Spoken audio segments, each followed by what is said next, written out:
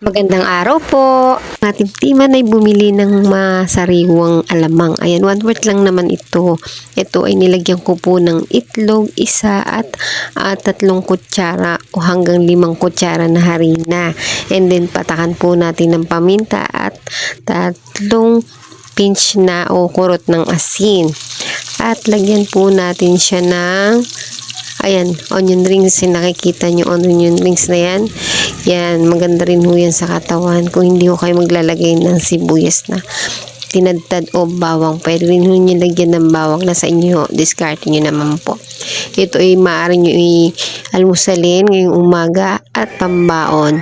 Ayan, maglalagay na nga po ako ng baon ng asawa ko para sa trabaho. Tapos na siya mag-almusal. Ayan, tumilapon. Hindi kasi magtandaan. O diba? Lagyan na natin ng maayos. Ayan, lagyan na natin siya ng 2 torta. Okay na rin sa kanya to. Kung gusto nyo lagyan ng ketchup, pwede naman po.